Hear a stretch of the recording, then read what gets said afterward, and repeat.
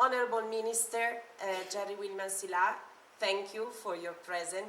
Thank you for showing your commitment for your presence today, which really mark the importance that also Tanzania pays to this important initiative. Representatives of regional and national research and education networks and community, dear ladies and gentlemen, again, good morning. And on behalf of the European Union, we are very happy to be here today and to show our engagement to this important initiative. It is my great pleasure, therefore, to be standing here in front of you and to represent the European at this year's UbuntuNet-Connect 2024 conference. And I was thinking when preparing the speech that, in fact, it's not the first time that I'm that I'm engaging with the UbuntuNet, but it is back when I really started my career at the European Commission, and I started as a desk officer for Uganda, and I had the pleasure in Kampala to meet with Rena and learning about this incredible project. And I was also reflecting about the name, Ubuntu, and sometimes we forget about the meaning behind it. I am because we are, and for me it's one of the most beautiful African words. It says it all in one word. And I also reflected about the meaning that I can see of the partnership that we as the European Union want to build through the UbuntuNet with the African continent. I would like to express my sincere appreciation to the UbuntuNet Alliance for being invited and for being part of this year's reunion of so many stakeholders from the research and education community who have gathered for this key regional conference, not only from the Eastern and Southern African region, but well beyond. From Europe, I can see faces. Thank you for coming here. Of course, a special thanks goes to our host, Ternet. Thank you very much for having us here in this beautiful place in Dar es Salaam, Tanzania. I just want to flag that I'm almost 3 months old in Dar es Salaam, and already are one of the best 3 months of all my life. The Sub-Saharan African research and education sector plays a crucial role in providing multidisciplinary scientific data, contributing to global research and innovation to define an evidence-based approach as well as scoping mechanisms to deal with the complexity of today's most pressing challenges.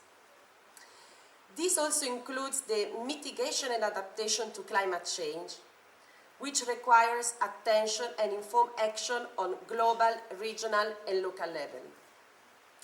However, the ability of the Sub-Saharan Africa research and education sector to contribute to global research and to feed the decision-making process around these issues with scientific data highly depends on the availability of digital means and on the access of university and research institutions to high-speed internet networks, data infrastructure, as well as e-services for researchers and students to collaborate across different disciplines and locations.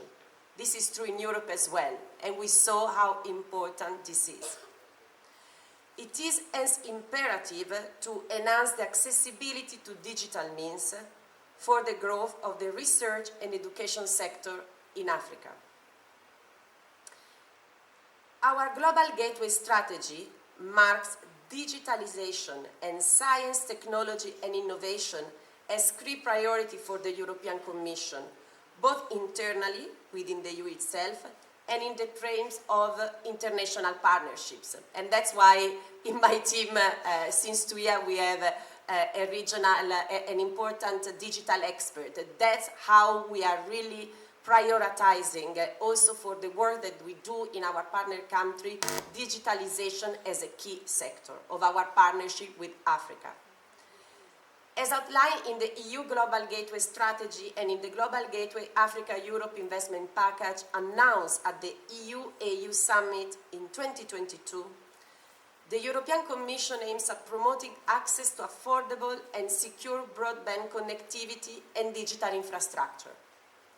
It is our key objective to support the strengthening of research and education system and to establish strong links between Europe and Africa in these sectors. I was discussing earlier with the Honourable Minister what we do in Tanzania, and the same is done by my colleagues working in EU delegation across Africa. This shall be achieved by working closely with European member states, financial institutions, private sector players from Europe in the so-called Team Europe approach, and with public, private sector and civil society stakeholders in Africa. It goes without saying that that national and regional research and education networks are key players in this ambition as outlined in the Global Gateway Strategy. The EU has been supporting research and education networks in Africa through the EU-funded Africa Connect project since 2011. Working closely together with our long-standing partners, UbuntuNet Alliance, Wakren, Aslen, and our European partner, GEAM. As the third phase of the project, which had a total budget of 37.5 million euros, is phasing out, we can look back on great achievements. Remarkable progress has been made by enhancing the access of education and research institutions to secure, adequate and affordable network infrastructures, and by continuing to connect the entrance of the region to African and global research and education communities. This resulted in the provision of meaningful connectivity and services to nearly 2,000 institutions and millions of end users.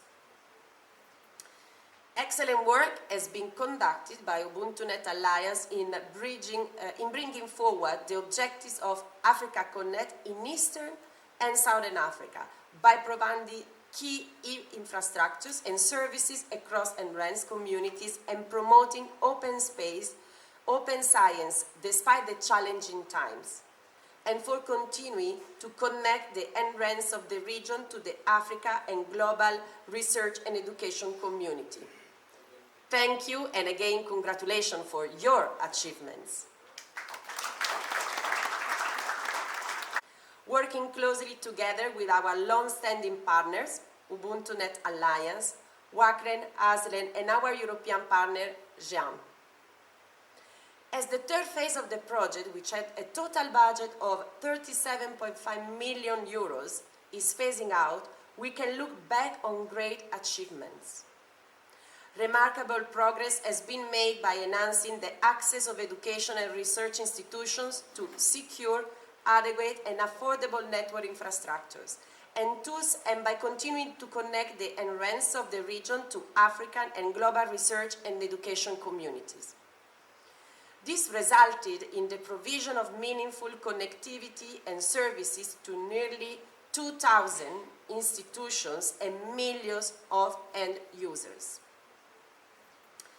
Excellent work has been conducted by UbuntuNet Alliance in bringing forward the objectives of Africa Connect in Eastern and Southern Africa by providing key infrastructures and services across enhanced communities and promoting open space, open science despite the challenging times, and for continuing to connect the entrance of the region to the Africa and global research and education community.